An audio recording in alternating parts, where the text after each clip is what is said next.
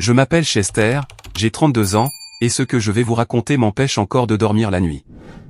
J'ai hérité d'une charmante résidence secondaire de mes grands-parents juste à l'extérieur de Boston, un endroit rempli de souvenirs d'enfance. Ma vie à Chicago en tant qu'analyste financier se déroulait parfaitement jusqu'à ce jour fatidique où j'ai visité la propriété avec Taylor de Better Homes Realty. Je n'avais pas parlé à ma sœur Nathalie depuis 2 ans, c'est pourquoi la trouver là-bas a bouleversé mon monde. Avant de plonger dans ce cauchemar familial, laissez un commentaire pour me dire d'où vous regardez. Appuyez sur le bouton j'aime et abonnez-vous pour entendre d'autres histoires qui prouvent que les drames de famille, ça touche différemment. Grandir à Boston m'a façonné de manière que je découvre encore.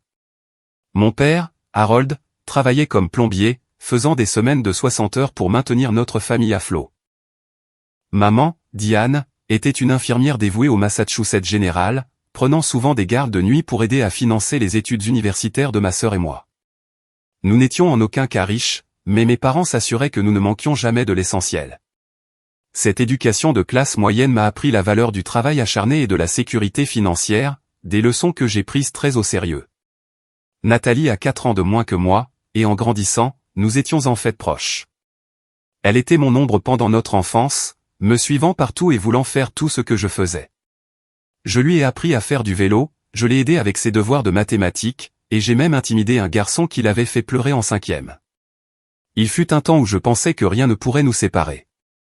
Mais les gens changent. Alors que nous entrions dans la vingtaine, nos chemins ont considérablement divergé. Tandis que je me concentrais sur la construction d'une carrière et d'une stabilité financière, Nathalie semblait dériver. Elle a abandonné le community college après un semestre, a enchaîné une série d'emplois dans la vente au détail et a développé une habitude d'avoir besoin d'être renflouée pour tout, du loyer aux réparations de voitures. La maison qui se trouvait maintenant au centre de notre conflit était une belle maison coloniale de 3 chambres à Lexington, à environ 20 minutes de Boston même. Mes grands-parents, Martin et Eleanor Davison, l'avaient achetée dans les années 1970 et y ont vécu jusqu'à leur décès à quelques mois d'intervalle il y a 5 ans. La propriété s'étendait sur un demi-acre avec des érables majestueux qui prenaient une couleur orange brillante chaque automne. À l'intérieur, des parquets en bois massif couraient partout, avec des bibliothèques encastrées dans le salon et une cuisine avec l'évier de ferme d'origine que ma grand-mère refusait de remplacer malgré de multiples rénovations. Cette maison était ma 2e maison en grandissant. Alors que Nathalie passait la plupart de ses week-ends avec des amis à l'adolescence, je restais souvent avec papy et mamie, aidant aux travaux de jardinage, apprenant à faire la célèbre tarte aux pommes de mamie et écoutant les histoires de papy sur son temps dans la marine. Ces week-ends ont créé un lien spécial entre nous. À leur décès, la lecture du testament a surpris tout le monde. Alors que la plupart des actifs étaient partagés équitablement, ils m'ont spécifiquement légué la maison. Leur avocat a expliqué qu'il voulait que quelqu'un qui apprécierait son histoire l'ait. Nathalie semblait d'accord avec cet arrangement à l'époque. Elle venait de se marier avec Kevin et il prévoyait de déménager au Connecticut pour son nouveau travail. Après avoir obtenu un diplôme en finance du Boston College, j'ai décroché un emploi chez Meridian Financial Group à Chicago. Le poste offrait un excellent potentiel de croissance et je me suis jeté à corps perdu dans la construction de ma carrière. 6 ans de journées de 14 heures et de week-ends sacrifiés avaient porté leurs fruits. J'étais maintenant un analyste financier senior avec un salaire confortable et un portefeuille d'investissement en croissance. Ma vie à Chicago avait pris racine. J'avais un condo en centre-ville avec vue sur le lac Michigan, un cercle d'amis proches, et je sortais avec Melissa depuis près de 2 ans. C'était une infirmière pédiatrique avec un esprit vif et un cœur bienveillant. Et nous avions récemment commencé à discuter de mariage. Mon plan était de la demander en mariage lors de nos prochaines vacances à Hawaï. Ma vie étant fermement établie à Chicago, la maison de Lexington est restée vide pendant plusieurs années. Je la visitais occasionnellement, j'ai engagé un service pour entretenir la pelouse et j'ai gardé les services publics en marche. Les impôts fonciers et l'entretien devenaient une dépense importante, et j'ai finalement décidé que la louer était la décision la plus sensée financièrement. Le revenu supplémentaire accélérerait mes économies pour un logement plus grand pour Melissa et moi, et les avantages fiscaux étaient substantiels. La distance croissante entre Nathalie et moi n'était pas seulement géographique. Après la rupture de son mariage avec Kevin il y a 3 ans, elle a semblé sombrer. Nos conversations devenaient de plus en plus tendues, se terminant toujours par des demandes implicites d'argent. J'ai essayé d'aider au début, en couvrant son loyer pendant 2 mois, en payant la réparation de sa voiture, en envoyant de l'argent pour les courses, mais les demandes n'ont jamais cessé. Le point de rupture est survenu lors d'une visite de Noël il y a 2 ans. J'ai découvert qu'elle avait ouvert une carte de crédit à mon nom et accumulé plus de $8 000 de dettes. Lorsqu'elle a été confrontée, elle est devenue défensive, prétendant qu'elle prévoyait de rembourser et que je lui devais cela parce que j'avais eu la maison. Nos parents ont pris son parti, disant que je devrais pardonner la dette puisque je m'en sortais si bien. J'ai remboursé la carte pour protéger ma cote de crédit, mais j'ai coupé tout soutien financier après cela. Nos communications se sont réduites à des SMS d'anniversaire obligatoires et finalement à rien. Mes parents me tenaient au courant de sa vie de manière minimale. Des mentions de ses difficultés à trouver un travail stable, de son déménagement dans un appartement plus petit. J'envoyais des cadeaux à ses enfants pour leurs anniversaires et à Noël, mais Nathalie ne les a jamais reconnus. J'ai essayé de maintenir une relation avec ma nièce et mes neveux, mais Nathalie a rendu les choses difficiles. Finalement, j'ai respecté la distance qu'elle semblait vouloir. Donc, quand j'ai finalement décidé de louer la maison de Lexington, Nathalie était la dernière de mes pensées. J'ai fait des recherches sur les sociétés de gestion immobilière de la région et j'ai choisi Better Homes Realty. Après plusieurs consultations téléphoniques, j'ai programmé une visite pour rencontrer leur représentante et préparer la propriété à la location. Je ne savais pas que cette visite rouvrirait des blessures que je pensais guéries depuis longtemps. Le matin de ma découverte s'est levé, clair et lumineux. Une parfaite journée de printemps en Nouvelle-Angleterre. J'étais arrivé de Chicago la veille au soir, séjournant dans un hôtel près de l'aéroport. Ma rencontre avec Taylor Wilson de Better Homes Realty était prévue pour 10 heures à la propriété. Je suis arrivé en avance, prévoyant de faire un rapide tour avant son arrivée. Taylor est arrivé exactement à l'heure, conduisant une Audi bien entretenue avec le logo de l'entreprise sur la portière. Elle était professionnelle et amicale, la quarantaine, avec une attitude pragmatique que j'ai appréciée. Le marché locatif dans ce quartier est très fort, a-t-elle expliqué alors que nous marchions de nos voitures vers l'allée. Des propriétés comme celle-ci se louent généralement dans les 2 semaines suivant leur mise en ligne. C'est à ce moment-là que j'ai remarqué le premier signe que quelque chose n'allait pas. La pelouse était tondue avec soin, et des fleurs de printemps avaient été plantées dans les parterres le long de l'allée, des pensées et des tulipes en pleine floraison. Je n'avais organisé aucun aménagement paysager au-delà de l'entretien de base de la pelouse. Votre entreprise a-t-elle déjà fait du jardinage, ai-je demandé à Taylor. Elle a semblé confuse. Non, nous ne ferions pas ça sans autorisation.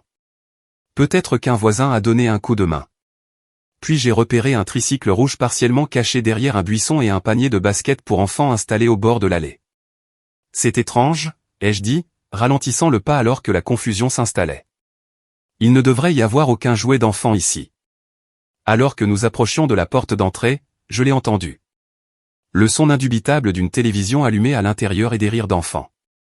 Une sensation de froid s'est installée dans mon estomac. J'ai essayé ma clé dans la serrure, mais elle ne tournait pas. Les serrures avaient été changées. J'ai sonné à la porte, échangeant un regard inquiet avec Taylor. Après un moment, des pas se sont approchés. La porte s'est ouverte, et là se tenait ma sœur Nathalie. Elle avait l'air différente de la dernière fois que je l'avais vue. Ses cheveux autrefois courts tombaient maintenant au-delà de ses épaules, et elle avait perdu du poids. Elle portait un pantalon de yoga et un t-shirt délavé des Boston Red Sox. Pendant un instant, nous nous sommes simplement regardés, sous le choc. « Chester » a-t-elle dit, sa voix montant de surprise. « Qu'est-ce que tu fais ici ?»« Ce que je fais ici, ai-je répété, incrédule. C'est ma maison. »« Qu'est-ce que tu fais ici ?» Derrière elle, je pouvais voir le salon. Les meubles de mes grands-parents étaient toujours là, mais réarrangés. Des jouets étaient éparpillés sur le sol, et un dessin animé passait sur une télévision qui n'était pas là lors de ma dernière visite. Un petit enfant, mon neveu Tyler, maintenant âgé d'environ 4 ans, a jeté un coup d'œil au coin du mur. « Oh » a dit Nathalie, se reprenant rapidement et forçant un ton désinvolte. « Nous vivons ici depuis un moment maintenant. Maman et papa ne te l'ont pas dit. » Mon esprit était embrouillé. Non, personne ne m'a rien dit.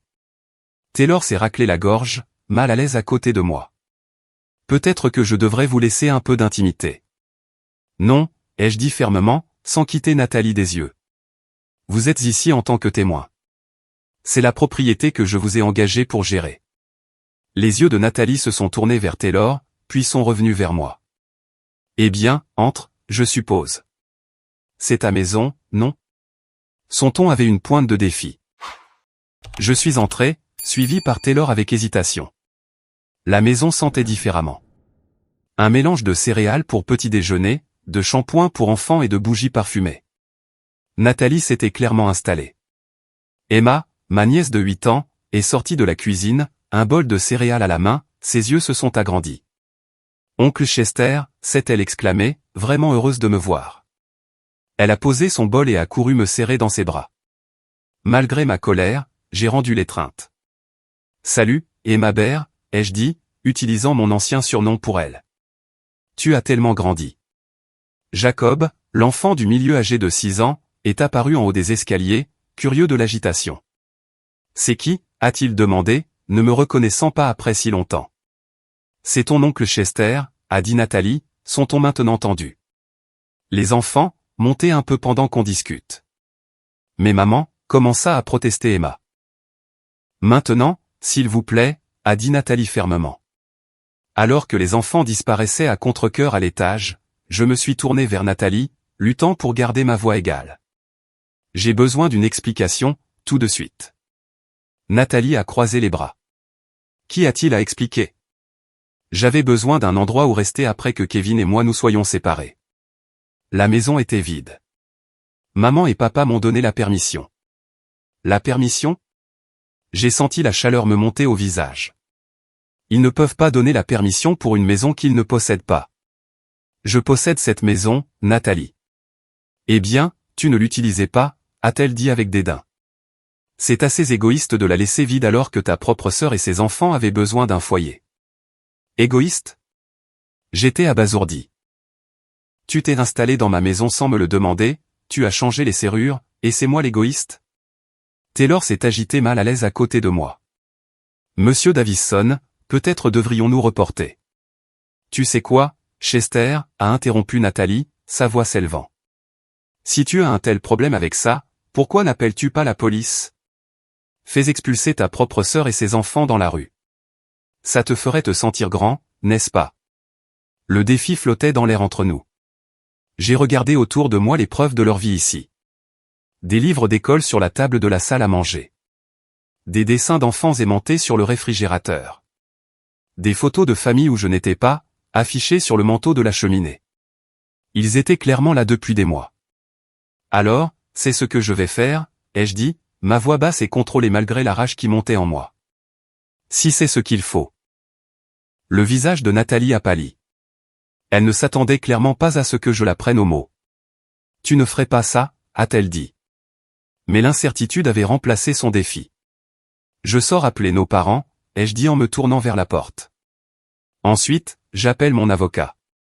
Tu as jusqu'à demain pour m'expliquer exactement comment c'est arrivé ou j'engagerai une procédure d'expulsion officielle. En sortant, j'ai entendu la voix de Nathalie derrière moi, la panique maintenant évidente. Chester, attends. Parlons-en. Mais j'ai continué à marcher. Mes mains tremblaient alors que je sortais mon téléphone pour appeler les personnes qui m'avaient apparemment trahi tout autant que ma sœur. Avec Taylor attendant maladroitement près de sa voiture, je suis resté dans l'allée et j'ai composé le numéro de mon père. Il a répondu à la 3e sonnerie. Chester, c'est inattendu, a-t-il dit, sa voix sur la défensive. Je suis à la maison de Lexington, ai-je dit sans préambule. Tu veux bien m'expliquer pourquoi Nathalie et ses enfants y vivent? Il y a eu une pause, puis un lourd soupir. Nous allions te le dire.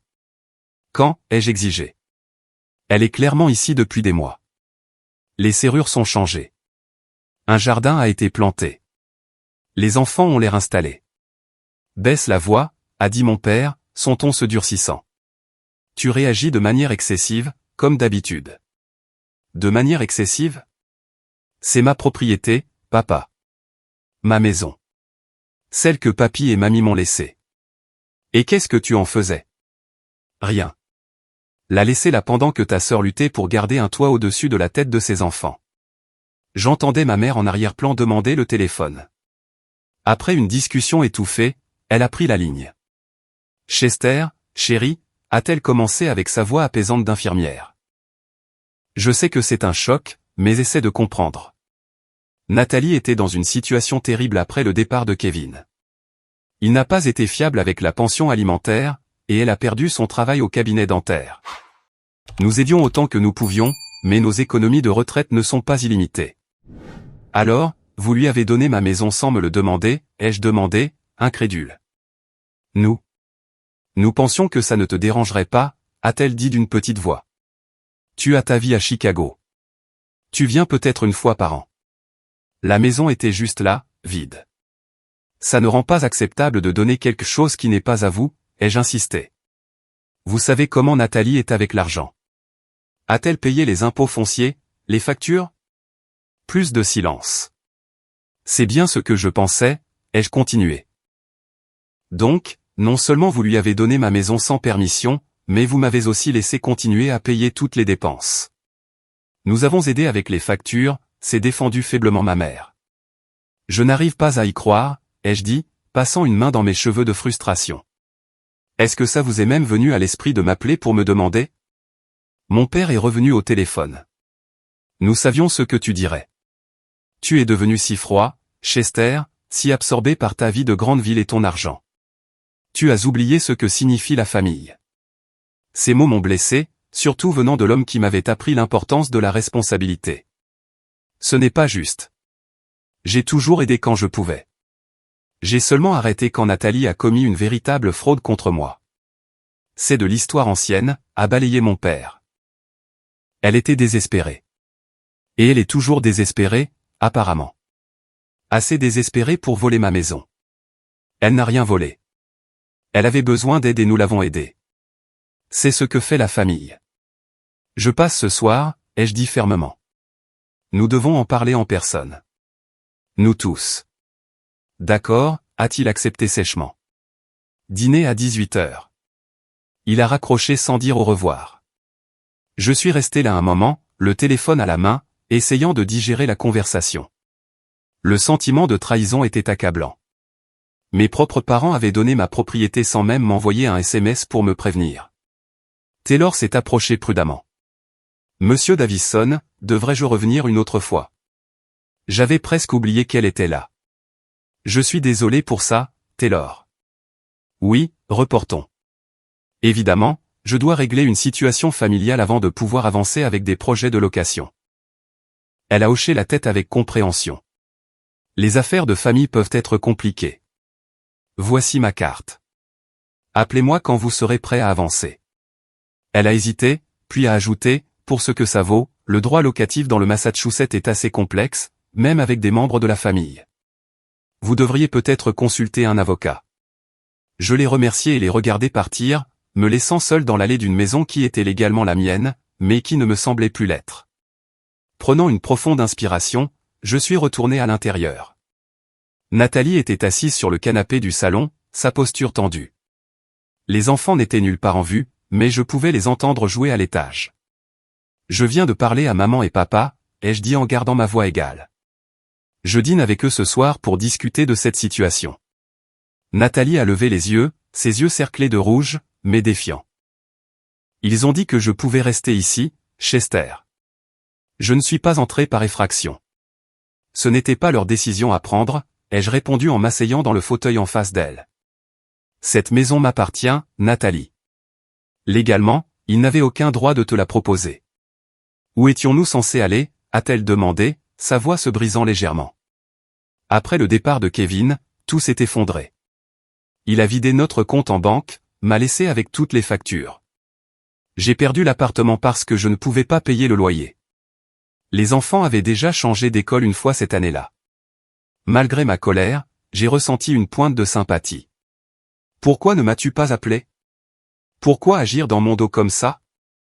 Elle a ri amèrement. T'appeler? Après que tu m'aies complètement coupé les ponts. Tu as bien fait comprendre il y a 2 ans que tu en avais fini de m'aider. Je t'ai coupé les vivres après que tu aies commis une fraude à la carte de crédit à mon nom, lui ai-je rappelé. Ça ne veut pas dire que je ne t'aurais pas aidé à trouver une solution de logement légitime. L'aurais-tu fait, vraiment, a-t-elle défié. Tu as été si critique de chaque choix que j'ai fait, me regardant toujours de haut depuis ta vie parfaite avec ton travail parfait et ta petite amie parfaite. J'ai soupiré lourdement. Ma vie n'est pas parfaite, Nathalie. Je travaille 70 heures par semaine. J'ai beaucoup sacrifié pour construire une sécurité financière. Eh bien, Certains d'entre nous n'ont pas ce luxe, a-t-elle répliqué sèchement. Certains d'entre nous ont 3 enfants à nourrir et à vêtir et pas de diplôme prestigieux sur lequel se reposer. Les enfants sont apparus en bas des escaliers, attirés par nos voix élevées. Emma avait l'air anxieuse, tenant la main de Tyler. Jacob se tenait un peu à l'écart, me regardant avec méfiance. Les voir a adouci quelque chose en moi. Ils étaient innocents dans tout ça. Salut les gars, ai-je dit en forçant un sourire. Désolé pour l'agitation. J'étais juste surpris de vous voir tous ici. Vas-tu nous faire partir, a demandé Emma directement, son jeune visage sérieux. Avant que je puisse répondre, Nathalie a interrompu. Personne ne fait partir personne aujourd'hui. Oncle Chester et moi avons juste une discussion d'adultes. J'ai gardé ma langue, ne voulant pas me disputer devant les enfants. Je dois aller m'enregistrer à mon hôtel et passer quelques appels, ai-je dit en me levant. Nathalie, nous n'avons pas fini cette conversation. Tu as une semaine pour t'expliquer honnêtement, y compris ta situation financière, depuis combien de temps tu es ici, et quels arrangements tu as pris avec maman et papa. Ensuite, nous pourrons discuter des prochaines étapes. Une semaine, a-t-elle répété, incrédule. Qu'est-ce qui se passe après une semaine? Cela dépend entièrement de ta sincérité et de ta coopération, ai-je dit en me dirigeant vers la porte. Je reviendrai demain après avoir parlé à nos parents. En partant, j'ai entendu Tyler demander, « Maman, pourquoi oncle Chester est en colère ?» Et ça m'a un peu brisé le cœur. Ce gâchis n'était pas de sa faute ni de celle des autres enfants, mais ça ne pouvait pas continuer. Au lieu de conduire directement à un hôtel, je me suis retrouvé à me diriger vers un café local pour me vider la tête. Assis avec un latte non touché, j'ai appelé Mélissa pour la mettre au courant de la situation. C'est incroyable, a-t-elle dit après avoir écouté mon récit. Tes parents ont vraiment outrepassé leurs droits. Je sais. Je me sens trahi par eux tous. Qu'est-ce que tu vas faire? A-t-elle demandé. J'ai soupiré lourdement. Je ne sais pas encore. Je ne peux pas simplement jeter Nathalie et les enfants à la rue, mais je ne peux pas non plus laisser passer ça. Elle doit comprendre que les actions ont des conséquences. Fais juste attention, a conseillé Mélissa. Les conflits familiaux peuvent vite devenir compliqués. N'oublie pas, ces enfants sont ta nièce et tes neveux. Ces mots sont restés avec moi alors que je m'enregistrais au Lexington Inn pour ce qui promettait d'être une très longue semaine. Le lendemain matin, j'ai envoyé un SMS à mon ami d'enfance, Anthony, qui vivait toujours dans la région. Nous nous sommes arrangés pour déjeuner au Margies Dîner, un endroit local que nous fréquentions au lycée. J'avais besoin du point de vue de quelqu'un qui connaissait ma famille, mais qui n'était pas émotionnellement impliqué dans le drame actuel. Anthony n'avait pas beaucoup changé depuis notre jeunesse, juste avec moins de cheveux et plus de poids au milieu. Il m'a accueilli avec une grosse accolade et une expression inquiète. « Mec, t'as une sale gueule », a-t-il observé alors que nous nous glissions dans une banquette. « Je me sens comme ça aussi », ai-je admis. « Savais-tu que Nathalie vivait dans la maison de mes grands-parents ?» Il a grimacé. « Ouais, j'avais entendu des rumeurs. Je l'ai vue à l'épicerie il y a quelques mois avec les enfants. Elle a mentionné qu'elle restait à la maison familiale, mais n'a pas élaboré. Je pensais que tu savais. » Eh bien, je ne savais pas, ai-je dit, puis je l'ai mis au courant de la découverte de la veille. Anthony a sifflé doucement. C'est dingue, Chester. Mais honnêtement, pas entièrement surprenant étant donné l'histoire de ta famille. Que veux-tu dire? Il a semblé mal à l'aise. Allez, mec. Nathalie a toujours été l'enfant chéri. Tu te souviens quand elle a bousillé ta voiture en terminale et que tes parents lui en ont acheté une nouvelle alors que tu prenais le bus pour aller travailler? Je m'en souvenais. J'avais économisé pendant 2 ans pour acheter cette Honda d'occasion, seulement pour que Nathalie l'emprunte sans permission et l'enroule autour d'un arbre. Mes parents avaient été si soulagés qu'elle ne soit pas blessée qu'ils n'ont jamais abordé l'aspect du vol. Et d'une manière ou d'une autre, on m'a dit que j'aurais dû être plus généreux pour partager. Ou que dire de ta remise de diplôme universitaire? A continué Anthony. Quand toute ta famille est arrivée avec 3 heures de retard parce que Nathalie avait eu un léger accrochage en route. Ils ont manqué ta mention summa cum laude, mec. Ce souvenir me faisait encore mal. J'avais travaillé incroyablement dur pour cet honneur. Et ma famille n'avait vu que les 10 dernières minutes de la cérémonie de 4 heures. Ça a toujours été comme ça, ai-je reconnu. On m'applique des normes différentes des siennes. Parce que tu peux le supporter, a dit Anthony, imitant ce que mes parents m'avaient dit d'innombrables fois. Parce que tu es le responsable. Nous avons commandé le déjeuner et Anthony a partagé ce qu'il savait de la situation de Nathalie. Son ex-mari Kevin avait apparemment quitté la ville avec une serveuse du bar sportif local, laissant Nathalie avec des dettes massives et 3 enfants à charge seule.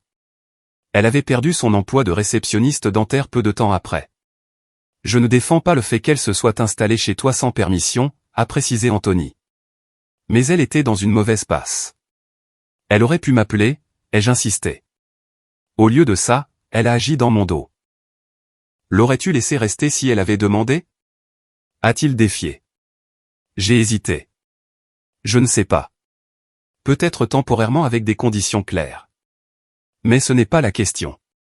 La question est qu'elle n'a pas demandé. Anthony a hoché la tête. C'est juste. Après le déjeuner, j'ai conduit jusqu'à la maison de mes parents à Woburn, me préparant pour ce qui promettait d'être un dîner inconfortable. La modeste maison de plain-pied avait exactement le même aspect que pendant mon enfance. Même revêtement beige, même buisson de rhododendron flanquant les marches. Ma mère a immédiatement ouvert la porte, me serrant dans ses bras comme si de rien n'était. « Chester, c'est si bon de te voir. Entre. Entre. » Papa regarde le match, mais le dîner est presque prêt. L'odeur familière de son rôti de bœuf remplissait la maison. Une manœuvre calculée, j'en étais sûr. Ça avait toujours été mon plat préféré. Mon père a brièvement levé les yeux de la télévision alors que j'entrais dans le salon. Chester, a-t-il reconnu d'un signe de tête avant de retourner son attention sur le match de basket.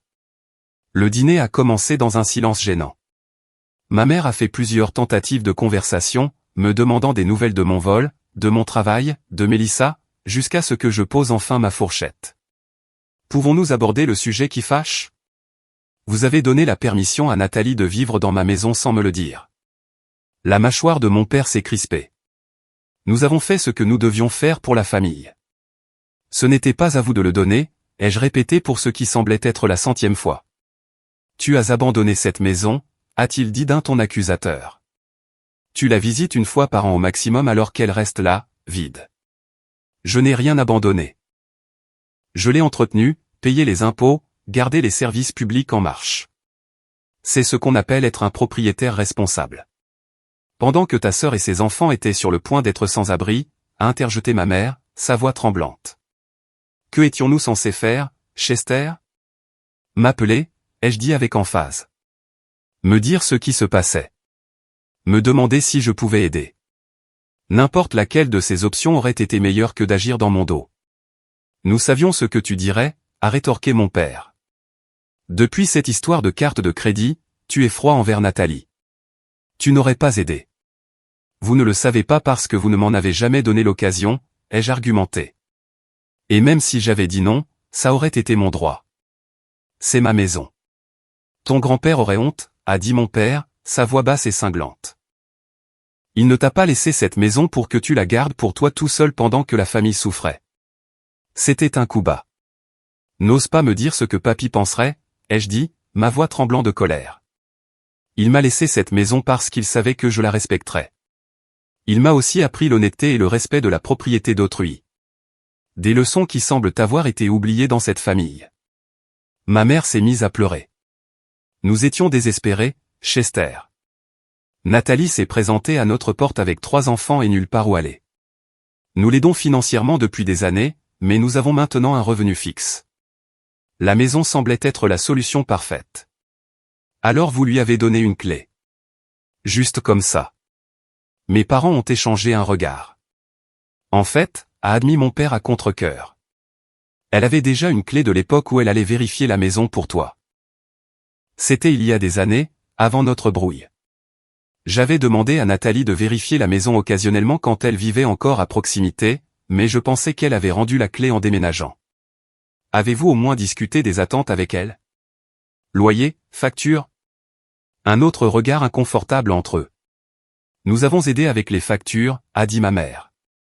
L'entente était qu'elle se remettrait sur pied et trouverait éventuellement son propre logement. Et quand était-ce censé arriver? Ça fait combien de temps maintenant? 6 mois. Environ, a confirmé mon père. Depuis décembre. 6 mois. Pendant 6 mois, il m'avait gardé ce secret.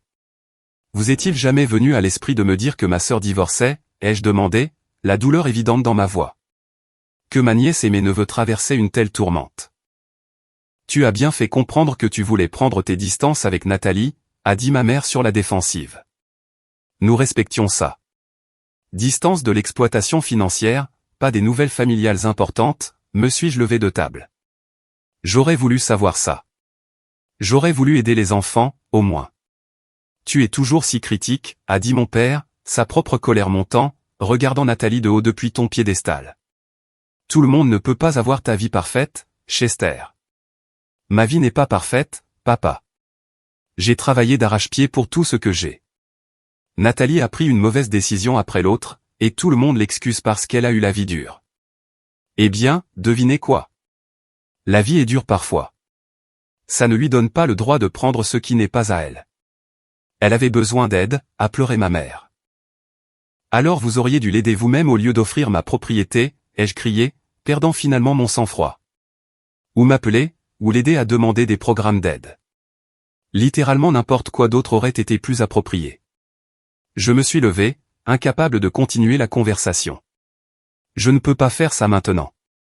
Vous savez tous les deux que ce qui s'est passé était mal, mais vous êtes tellement habitués à trouver des excuses à Nathalie que vous ne pouvez pas l'admettre. Où vas-tu, a demandé ma mère, alarmée. Retourner à mon hôtel. J'ai besoin de réfléchir. Chester, s'il te plaît, a-t-elle plaidé. Nous sommes une famille. Nous pouvons arranger ça. La famille n'agit pas dans le dos des autres, ai-je dit en me dirigeant vers la porte. La famille ne se vole pas entre elles. La famille respecte les limites. Je suis parti sans me retourner. Le dernier mot de mon père me suivant à l'extérieur. Tu as changé, Chester. Chicago t'a rendu froid. En partant, j'ai réalisé avec une clarté douloureuse qu'ils n'avaient jamais respecté ma propriété de la maison. Dans leur esprit, c'était toujours une propriété familiale que je contrôlais égoïstement. Pas étonnant qu'ils se soient sentis justifiés de la donner à Nathalie. La question maintenant était de savoir quoi faire. Le lendemain, j'ai décidé de retourner à la maison pour avoir une conversation plus approfondie avec Nathalie.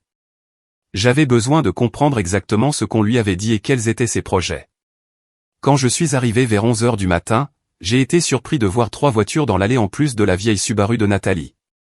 J'ai sonné à la porte et après un moment, Nathalie a répondu, l'air agité. Oh, Chester, je ne t'attendais pas aujourd'hui. De l'intérieur, je pouvais entendre des voix de femmes et des rires.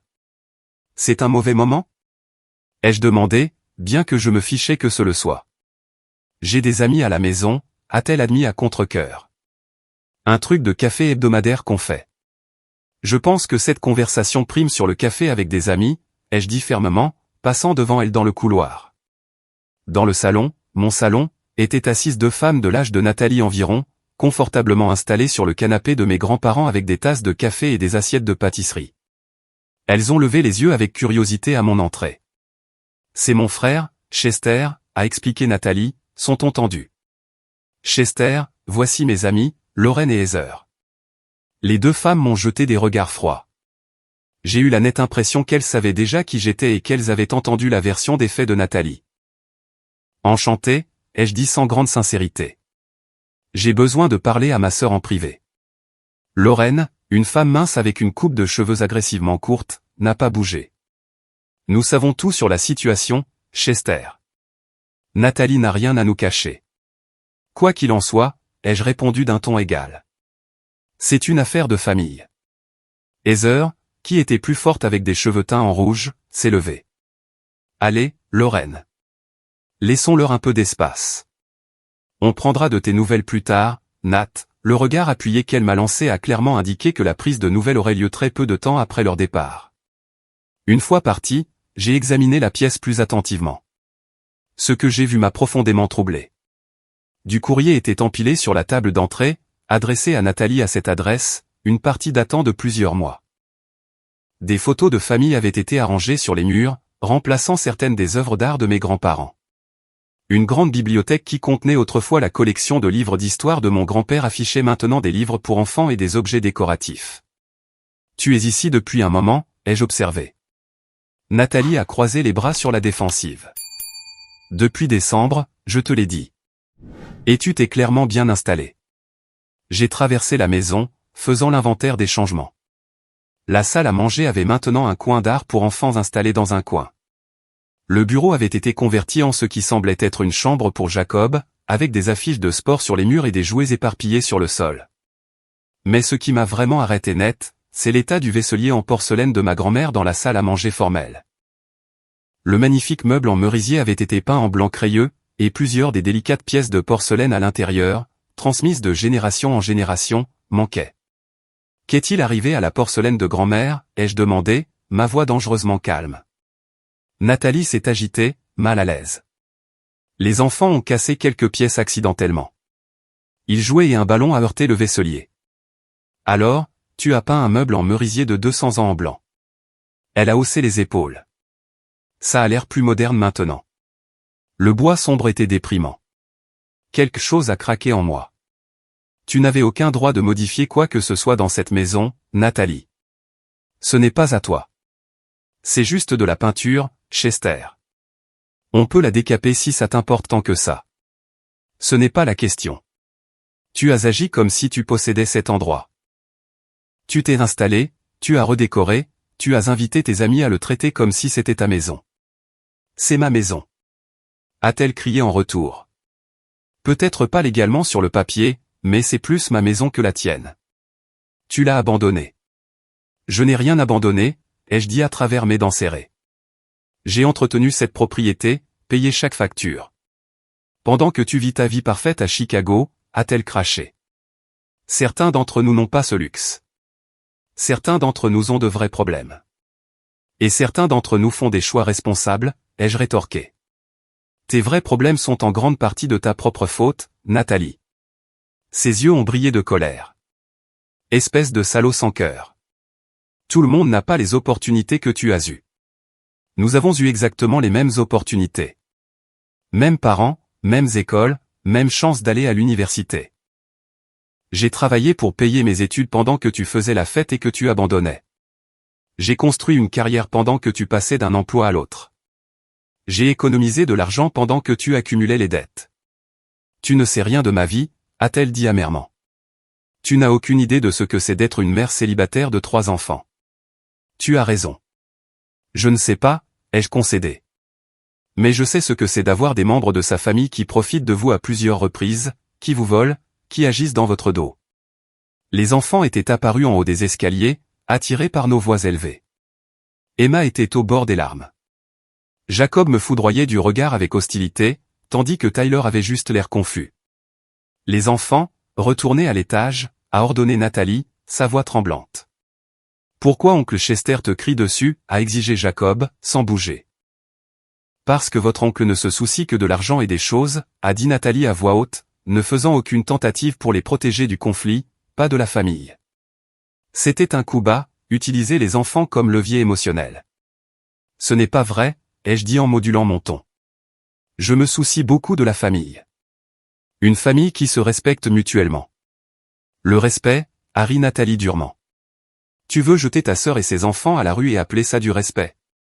Je n'ai jamais dit. Tu devras nous traîner dehors, a-t-elle continué, jouant pour les enfants. Appelle la police sur ta propre chair et ton propre sang.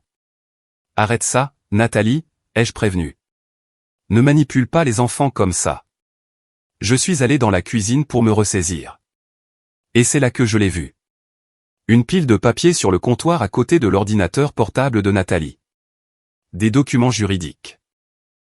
Je n'aurais pas dû regarder, mais quelque chose m'a poussé à jeter un coup d'œil à la première page. C'était une lettre d'un avocat concernant la contestation de la distribution de la succession d'Avison. Mon sang s'est glacé.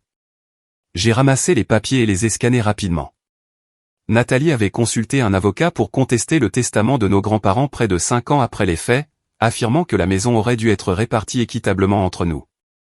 Nathalie est apparue dans l'embrasure de la porte, a vu ce que je regardais et s'est précipitée pour attraper les papiers. C'est privé. Tu essaies de contester le testament, ai-je demandé, incrédule. Après tout ce temps? Elle a arraché les papiers. J'explorais juste mes options. Tes options, ai-je répété. Ton option est d'accepter que cette maison m'appartient légalement et que tu ne vis ici que par ma grâce à ce stade. La grâce, a-t-elle ricané. Tu ne savais même pas que j'étais ici il y a 2 jours. Parce que toi et nos parents avaient conspiré pour me le cacher, ai-je crié. Et maintenant je découvre que tu prévoyais d'essayer de prendre la maison légalement après t'y être installé sans permission, après avoir endommagé des héritages familiaux et changé les serrures. Ça aurait dû être à moitié à moi au départ, a-t-elle insisté. Papy et mamie faisaient du favoritisme, tout comme maman et papa l'ont toujours fait. Sauf qu'ils t'ont favorisé toi au lieu de moi pour une fois. L'accusation était si ridicule que j'ai failli rire. Du favoritisme ? J'ai passé chaque week-end avec eux alors que tu ne prenais pas la peine de leur rendre visite. J'ai aidé papy avec sa physiothérapie après son AVC. J'ai conduit mamie à ses rendez-vous chez le médecin. Où étais-tu pour tout ça ? J'avais ma propre vie et plus tard j'avais des enfants dont je devais m'occuper. Exactement. Tu as fait tes choix. J'ai fait les miens. Ils m'ont laissé la maison parce que j'étais celui qui s'occupait d'eux et de la propriété. Ce n'est pas juste, a-t-elle insisté. La vie n'est pas juste, ai-je répliqué. Mais tu sais ce qui est vraiment injuste ? Que tu dises à tout le monde en ville que j'ai abandonné cette propriété pour que tu puisses la réclamer. Que tu laisses tes enfants croire que cette maison sera la leur un jour. Son expression a confirmé mes soupçons. Tu leur as dit ça, n'est-ce pas ? Que c'est leur maison permanente. Elle n'a pas répondu, ce qui était une réponse suffisante. Ça s'arrête maintenant, ai-je dit avec une intensité calme. J'appelle mon avocat aujourd'hui. Tu recevras des papiers d'expulsion officiels. Tu ne ferais pas ça, a-t-elle haleté. Regarde-moi faire. Tu as manipulé cette situation depuis le début. J'aurais peut-être été disposé à trouver un arrangement si tu avais été honnête, mais ça. J'ai fait un geste vers les papiers juridiques. Ça dépasse les bornes. Les enfants seront ma principale préoccupation, ai-je interrompu. Je m'assurerai qu'ils aient un logement sûr. Mais ce ne sera pas ici et ce ne sera pas sous ces faux prétextes. J'ai sorti mon téléphone et j'ai pris des photos des documents juridiques malgré les protestations de Nathalie. Puis je me suis dirigé vers la porte. Tu as 30 jours, ai-je dit par-dessus mon épaule. Je te suggère de commencer à faire tes valises et à chercher un nouvel endroit où vivre. Tu le regretteras, a-t-elle crié après moi, sa voix se brisant d'émotion. Maman et papa ne te pardonneront jamais. En montant dans ma voiture de location, je pouvais entendre les enfants pleurer à l'intérieur de la maison. Ça m'a brisé le cœur, mais je ne pouvais plus reculer maintenant. Nathalie était allée trop loin, et si je n'établissais pas de limite claire, ce schéma ne finirait jamais. Assis dans ma voiture, j'ai appelé un avocat local spécialisé en droit locatif et j'ai pris rendez-vous pour cet après-midi. Puis j'ai envoyé un SMS à Anthony. C'est pire que je ne le pensais. J'ai besoin d'un verre plus tard. La situation avait dégénéré au-delà de tout ce que j'aurais pu imaginer, et il n'y aurait pas de solution facile, mais j'en avais fini d'être manipulé et exploité par ma propre famille.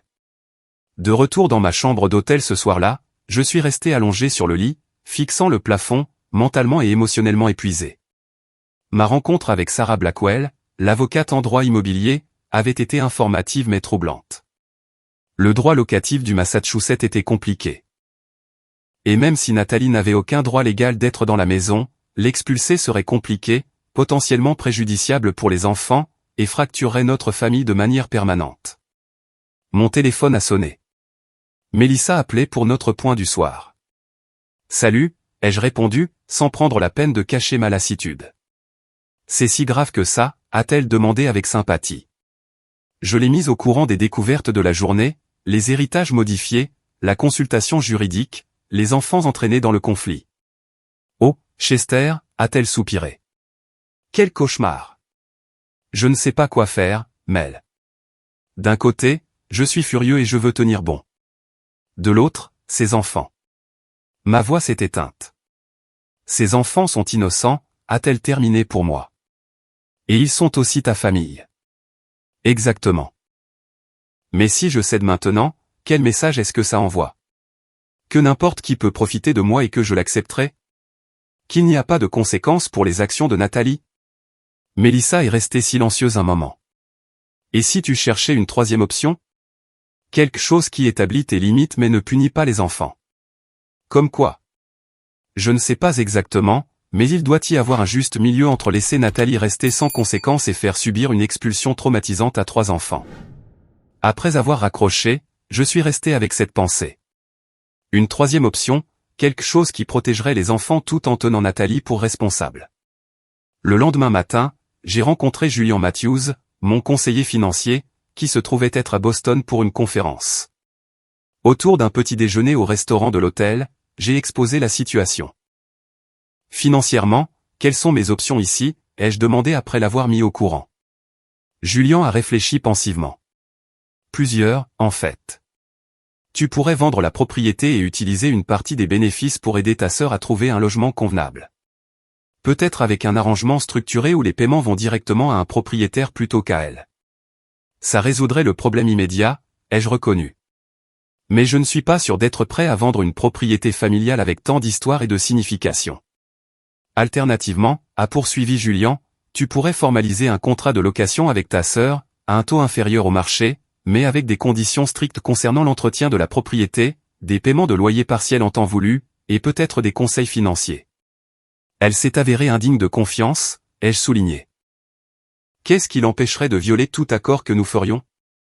Des conséquences juridiques clairement énoncées dans l'accord, a-t-il répondu. Et peut-être un garant ou un co-signataire tiers. Bien que je suppose que tes parents ne seraient pas idéaux pour ce rôle. Alors que nous discutions des options, mon téléphone a sonné avec un numéro local inconnu. Je me suis excusé pour répondre. Est-ce Chester Davison, a demandé une voix masculine. Oui. Qui est à l'appareil? C'est Kevin Travers. L'ex-mari de Nathalie. Je crois comprendre qu'il y a une situation avec la maison. J'ai été momentanément stupéfait. Comment avez-vous eu mon numéro? Ta mère me l'a donné, a-t-il dit. Écoute, je sais que nous ne nous sommes jamais rencontrés, mais je pense que nous devrions parler. Nathalie m'a appelé hier soir, hystérique, à propos de ton intention de l'expulser, elle et les enfants. J'ai accepté de le rencontrer cet après-midi dans un café près de son lieu de travail à Cambridge. Je ne savais pas à quoi m'attendre, mais je voulais entendre son point de vue. Kevin s'est avéré différent de ce que j'avais imaginé d'après les descriptions de Nathalie. Il était soigné, articulé, et semblait sincèrement préoccupé par ses enfants. Après des présentations maladroites, nous sommes allés droit au but. Je veux être clair, a-t-il commencé, que je n'ai jamais abandonné ma famille, malgré ce que Nathalie a pu te dire. Notre mariage s'est effondré, oui, mais je me bats pour une garde et des visites équitables depuis le premier jour. Elle a laissé entendre que vous les aviez laissés sans soutien, ai-je dit prudemment. Kevin a soupiré lourdement. Je n'ai jamais manqué un paiement de pension alimentaire. Pas une seule fois. J'ai les registres pour le prouver. Nathalie a constamment interféré avec mes visites ordonnées par le tribunal et a monté les enfants contre moi.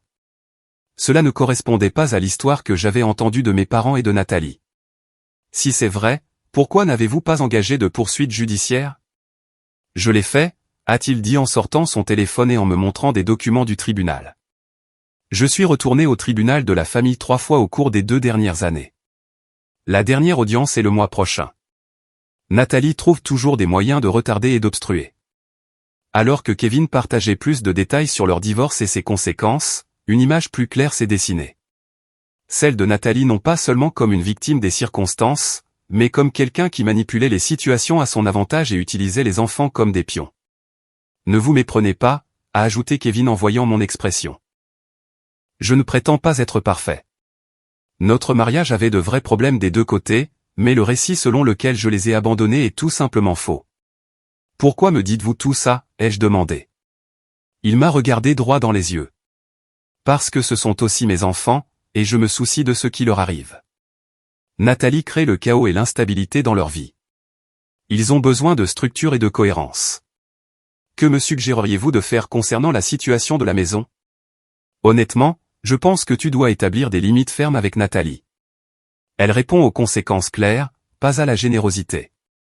Elle voit juste ça comme une faiblesse à exploiter. Il a fait une pause. Mais quoi que tu fasses, s'il te plaît, considère l'impact sur Emma, Jacob et Tyler. Ils sont pris au milieu de problèmes d'adultes qu'ils n'ont pas créés. Après avoir rencontré Kevin, j'ai fait un tour en ville pendant un moment, en réfléchissant. La complexité de la situation s'était approfondie, mais ma détermination à trouver une solution à la fois juste et compatissante aussi. Ce soir-là, j'ai fait des recherches sur les options de logement abordables dans la région. Le Massachusetts avait plusieurs programmes pour les parents célibataires, y compris certains avec des services de soutien qui pourraient bénéficier à Nathalie. J'ai également examiné les ressources en thérapie familiale, me demandant si une aide professionnelle pourrait faciliter la guérison pour nous tous. Sur la recommandation de Sarah Blackwell, j'ai consulté le docteur Marcus Reynolds, un thérapeute familial spécialisé dans les situations de conflit élevés. Ses idées ont été précieuses. D'après ce que vous décrivez, a-t-il dit après que j'ai exposé la situation, votre sœur présente des schémas cohérents avec une dépendance où elle estime que tout lui est dû. Elle a appris que la manipulation et la victimisation répondent à ses besoins. Cela semble exact, ai-je convenu. Mais comment puis-je briser ce schéma sans causer plus de tort, en particulier aux enfants? Des limites claires avec un soutien compatissant, a-t-il conseillé. Faites clairement savoir ce que vous tolérez et ne tolérez pas, mais offrez également une assistance concrète qui l'autonomise au lieu de la maintenir dans sa dépendance. À la fin de la semaine, j'avais élaboré un plan structuré. Il n'était pas parfait, et il nécessiterait un compromis important de toutes les parties, mais il offrait une voie à suivre avec laquelle je pouvais vivre moralement et émotionnellement. Le plan comprenait un calendrier de 3 mois pour que Nathalie trouve un nouveau logement avec mon aide financière pour le dépôt de garantie et le premier mois de loyer, l'occupation continue de la maison de Lexington pendant cette période conditionnée à un soin approprié de la propriété et à des mises à jour hebdomadaires sur sa recherche de logement, des conseils financiers comme condition de mon aide, un engagement de ma part à créer un fonds d'éducation pour Emma, Jacob et Tyler, des droits de visite réguliers pour moi avec ma nièce et mes neveux, une demande que mes parents contribuent au plan de transition s'ils souhaitaient être impliqués. Ce ne serait pas facile, et je n'avais aucune illusion sur le fait que Nathalie l'adopterait immédiatement. Mais c'était une solution que je pouvais défendre, une solution qui reconnaissait mes droits légaux tout en reconnaissant ma responsabilité morale envers la famille. Armé de ce plan, j'ai programmé une réunion finale à la maison avec Nathalie, préparée à toute réaction qui pourrait survenir. Quand je suis arrivé à la maison pour notre réunion finale, Nathalie était seule. Les enfants étaient à l'école, ce qui était préférable. Cette conversation devait avoir lieu entre adultes sans manipulation émotionnelle, sans utiliser les enfants comme bouclier. Elle m'a laissé entrer en silence, sa posture défensive mais moins hostile qu'auparavant. La maison était sensiblement plus rangée, et j'ai repéré des boîtes dans le coin. Elle avait au moins commencé le processus de tri de ses affaires. J'ai beaucoup réfléchi à cette situation, ai-je commencé, assis à la table de la cuisine, à notre histoire familiale, aux enfants, à ce qui est juste pour toutes les personnes impliquées. Nathalie est restée debout, les bras croisés. Et je ne vais pas engager de procédure d'expulsion officielle, ai-je dit calmement. Sa posture s'est légèrement détendue, le soulagement évident sur son visage. Donc nous pouvons rester. Temporairement, et sous condition, ai-je précisé, et j'ai procédé à l'exposé de ma proposition. Comme je m'y attendais, elle a d'abord rechigné à l'exigence de conseils financiers et au calendrier de 3 mois. Ce n'est pas assez de temps pour trouver un endroit décent, a-t-elle protesté. C'est suffisant si tu cherches activement et si tu es réaliste sur ce que tu peux te permettre, ai-je rétorqué. J'ai fait des recherches approfondies sur le logement dans cette région, il y a des options dans ton budget, surtout avec l'aide que j'offre. Et si je refuse tes conditions? Alors nous revenons à la voie légale, ai-je dit fermement. Ces conditions sont plus que justes, Nathalie. Elles répondent à tes besoins tout en respectant mes droits de propriété. Elle est restée silencieuse un long moment, réfléchissant. Et l'école des enfants? Ils sont installés ici. Les districts que j'ai identifiés les maintiendraient dans les mêmes écoles, les jeux assurés. J'y ai pensé. Une autre longue pause. Puis, de manière inattendue, ses yeux se sont remplis de larmes. Pourquoi fais-tu ça? A-t-elle demandé d'une petite voix. Après tout ce que j'ai fait, m'installer sans permission, modifier la maison, la consultation juridique. Tu nous aiderais quand même? Parce que tu es ma sœur et que ces enfants sont ma famille, ai-je dit simplement. Et parce que malgré tout, je ne crois pas que tu aies agi par méchanceté. Tu étais désespéré et tu as fait de mauvais choix. Elle s'est affalée sur une chaise en face de moi. J'étais tellement en colère contre toi, a-t-elle admis, pour avoir tout réussi. Pour avoir hérité de la maison, pour m'avoir coupé les vivres. Ça m'a fait du bien de te prendre quelque chose pour une fois. Son honnêteté, bien que douloureuse, était un pas dans la bonne direction. Je comprends cette colère, ai-je dit. Mais Nathalie, tu as été en colère contre les mauvaises choses. J'ai travaillé dur pour ce que j'ai. La maison m'est revenue parce que j'ai maintenu une relation avec papy et mamie. Je sais, a-t-elle dit doucement. Au fond de moi, je l'ai toujours su. C'était plus facile de te blâmer que d'affronter mes propres erreurs. Cet aveu a ouvert la porte à la conversation la plus honnête que nous ayons eue depuis des années. Pendant les 2 heures suivantes, nous avons parlé des ressentiments et des malentendus qui avaient couvé entre nous depuis l'enfance.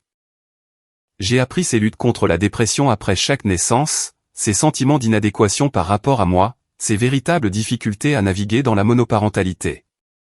À mon tour, j'ai partagé à quel point j'avais été blessé par sa fraude à la carte de crédit, son mépris de mon éthique de travail qu'elle qualifiait de chance, et la façon dont elle avait monté nos parents contre moi au fil des ans.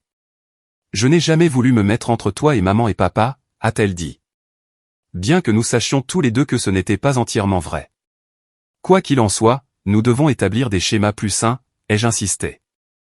Nous tous. Au moment où les enfants sont rentrés de l'école, nous avions conclu un accord avec lequel nous pouvions tous les deux vivre. Nathalie accepterait mes conditions et je l'aiderais à assurer que la transition soit aussi douce que possible pour Emma, Jacob et Tyler.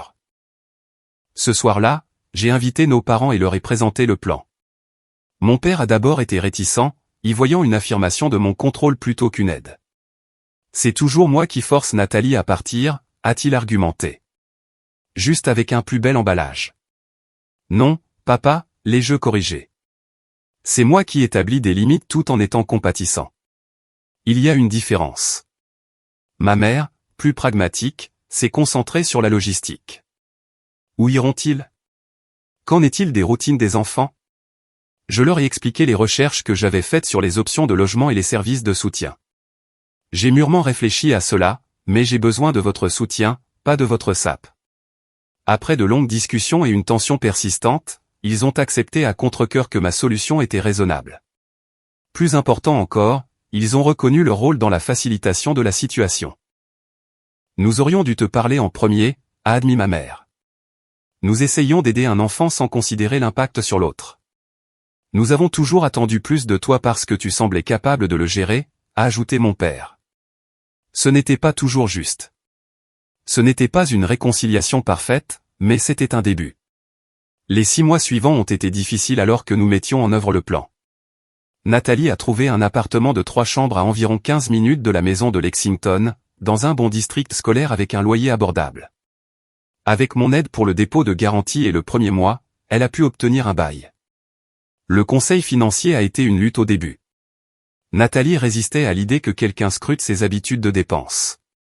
Mais progressivement, elle a commencé à voir la valeur de la budgétisation et de la planification. Elle a trouvé un nouvel emploi d'assistante administrative dans un community college local, qui offrait des avantages de frais de scolarité qu'elle pourrait potentiellement utiliser pour terminer son diplôme. Quant à la maison, j'ai finalement décidé que la vendre était la meilleure option.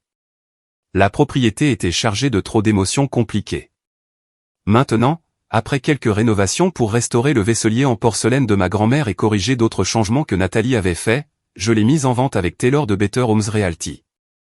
La vente s'est conclue rapidement, et bien que la plupart des bénéfices aient été consacrés à mon avenir avec Melissa, j'ai mis de côté une partie importante pour des fonds d'éducation pour Emma, Jacob et Tyler.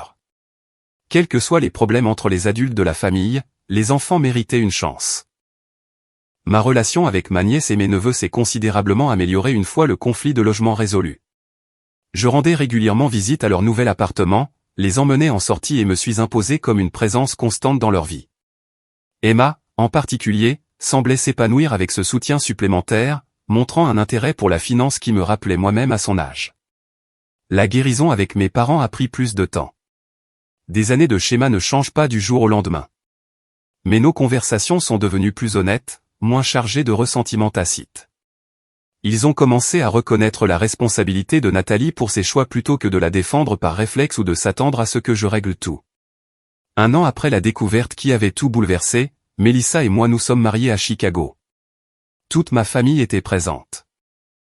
Parents, Nathalie, les enfants, même Kevin, qui avait réussi à obtenir des droits de visite plus constants. La dynamique était différente maintenant, plus équilibrée. Je me sentais respecté d'une manière que je n'avais pas connue auparavant. Les leçons de la vie sont rarement faciles, et celle-ci avait été particulièrement douloureuse. J'ai appris que la loyauté familiale ne signifie pas abandonner les limites personnelles. Que aider quelqu'un ne signifie pas toujours lui donner ce qu'il veut. Que les schémas établis dans l'enfance peuvent persister à l'âge adulte à moins d'être consciemment abordés. Plus important encore, j'ai appris que la vraie compassion inclut la responsabilisation. En tenant Nathalie pour responsable tout en offrant un soutien, je lui ai donné l'occasion de grandir plutôt que de rester dépendante. Le chemin vers la guérison de notre famille ne résidait pas dans un accommodement sans fin, mais dans une communication honnête et des limites appropriées. En y repensant maintenant, je réalise que ce qui a commencé comme un litige immobilier concernait en réalité des questions beaucoup plus profondes. Le respect, la responsabilité et les liens compliqués de la famille. La maison de nos grands-parents n'était pas seulement une structure physique. C'était un symbole de notre héritage familial et des valeurs que nous prétendions défendre. En fin de compte, la question n'était pas vraiment de savoir qui méritait de vivre dans cette maison. Il s'agissait de savoir quel genre de famille nous voulions être à l'avenir. La réponse a exigé des sacrifices et une croissance de notre part à tous. Mais les relations que nous avons reconstruites sont plus fortes pour avoir surmonté la tempête. Avez-vous déjà dû établir des limites difficiles avec des membres de votre famille? Qu'avez-vous appris de cette expérience? Laissez vos pensées dans les commentaires ci-dessous. Et si cette histoire a résonné en vous, veuillez appuyer sur le bouton j'aime et vous abonner pour entendre d'autres histoires de la vie réelle sur la navigation dans des dynamiques familiales complexes. Votre soutien compte énormément pour moi. Et rappelez-vous, parfois les conversations les plus difficiles mènent à la croissance la plus significative. Merci de m'avoir écouté et je vous souhaite force et sagesse dans vos propres parcours familiaux.